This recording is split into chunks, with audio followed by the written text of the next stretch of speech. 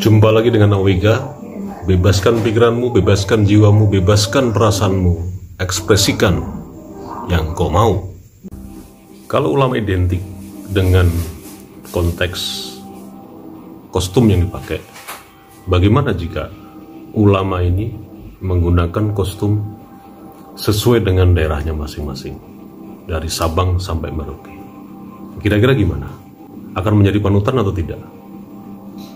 Terus kemudian ulama ini tidak diikat ketika bicara harus dengan mimbar resmi lah gitu. Tapi bagaimana ulama ini dialektika, dua arah, tiga arah, dan lain sebagainya. Begini, ulama tidak ada identitas apa-apa. Konteksnya ini masalah kostumnya.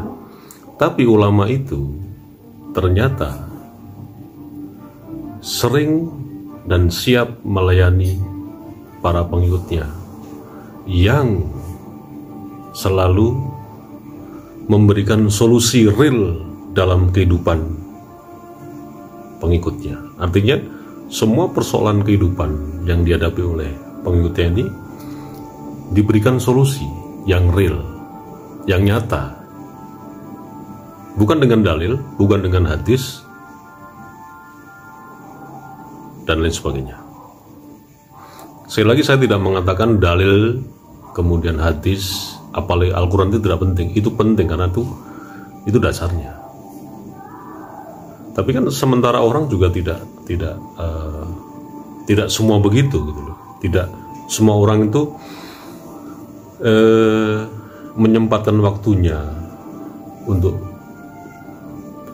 belajar membaca Al-Quran dengan terjemahannya, apalagi hadis dengan segala macam isinya. Kan sementara orang, atau yang ini konteksnya orang Islam ya, itu juga banyak macam kan tipikalnya kan. Nah, bagaimana bermacam-macam, istilahnya bermacam-macam jamaah ya, itu bisa terakomodir oleh ulama ini, baik yang sholatnya gerudal geradul, nggak pernah sholat, puasa aja nggak bener, sampai yang bener-bener dia ilmu agamanya bagus, Al-Quran hafal di luar kepala, hadis mungkin bisa di luar kepala, bahkan sampai dalilnya pun menguasai sekali. Jadi kalau ulama yang seperti itu fair dong. Itu baru ulama yang memang merepresentasikan seorang ulama untuk umat. Yang terjadi sekarang ini kan enggak. Ketika ulama tidak sesuai dengan itu tadi, identitas yang sudah menjadi mindset pengikutnya, dia langsung klaim itu bukan ulama, itu bukan jadi panutan.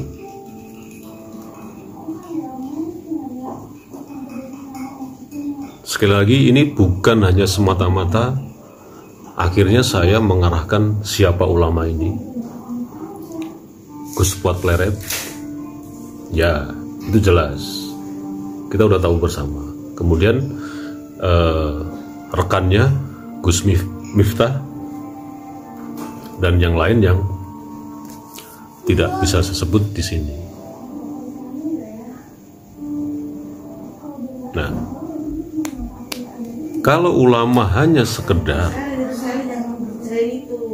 membuat komunitas, menciptakan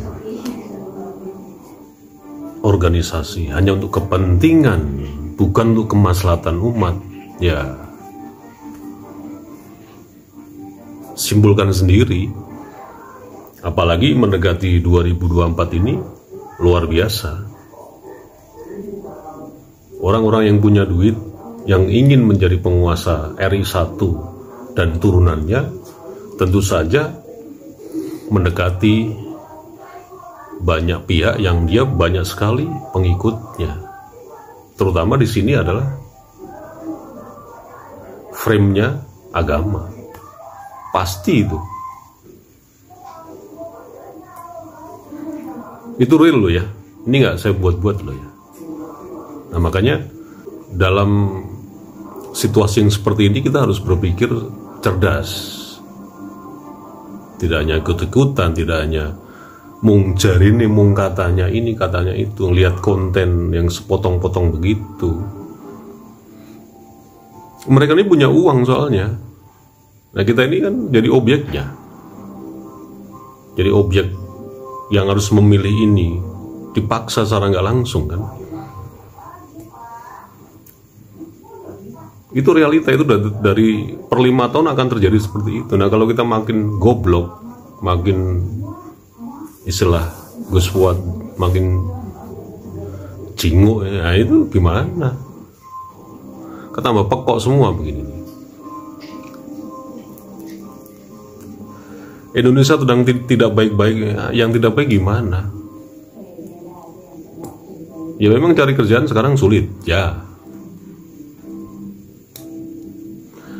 Tapi di posisi yang sulit ini banyak juga pekerjaan-pekerjaan alternatif yang bisa kita ciptakan sendiri.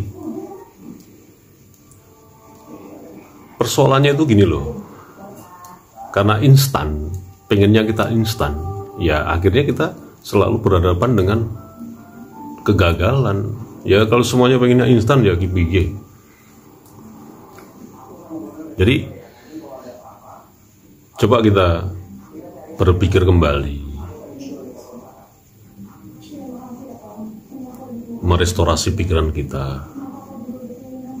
Kita ini orang Indonesia, asli orang Indonesia yang sudah mempunyai kultur turun-temurun. Janganlah cepat di propaganda, diadu domba dengan banyaknya mobilisasi konten-konten yang berbau itu, selalu yaitu tadi memenjarakan pikiran kita. Kita dipenjara pikiran kita di frame otak kita tuh, di frame bahwa ulama yang bisa diikuti itu begini, kamu dijamin begini.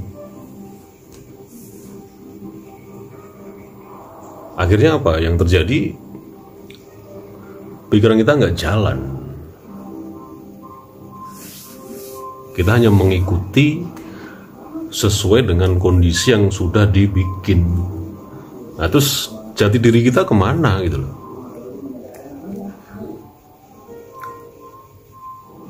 Kemana jati diri kita kemana? Kita harus bebas, merdeka.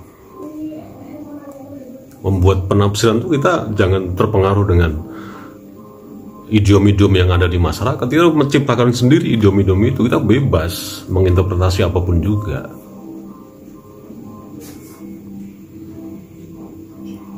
Kan yang penting akhlak kan, akhlak kita baik gitu loh. Istilahnya ya kalau nggak sanggup baca Al-Quran, cukup membaca Al-Fatihah, cukup baca Bismillah kalau memang nggak sempet. Saya kira sudah, ya kan? Ya sholat kalau bisa 5 waktu, puasa wajib. Ya kalau tidak ya belajar lagi dari awal.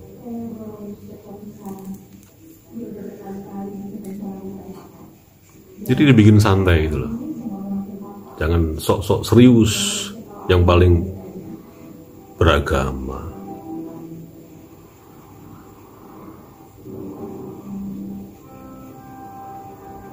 Kalau beragama tapi akhlaknya juga amburadul ya percuma. Seperti yang sering saya bicara ke anak saya. Kalau ada orang ngomong, dengerin, HP matiin. Baru kalau udah dikasih kesempatan ngomong, baru ngomong. Terus kalau ketemu orang, dikenal maupun gak dikenal, bilang permisi. Itu kan akhlak kan harus dibentuk dari sekarang kan. sopan santun. Jangan petentang-petenteng merasa lebih.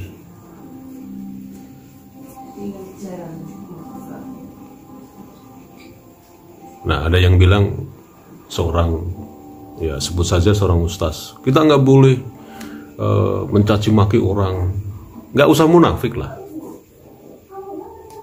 Emang real keadaannya begitu gitu loh.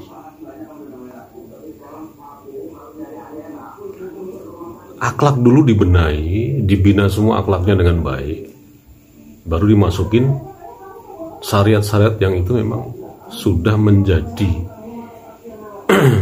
tiangnya sebuah agama. Loh, akhlak belum bener udah dijejelin bermacam-macam syariat, kan jadi besar kepala gitu kan.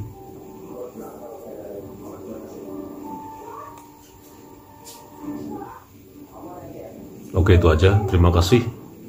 Salam jumpa, AWK.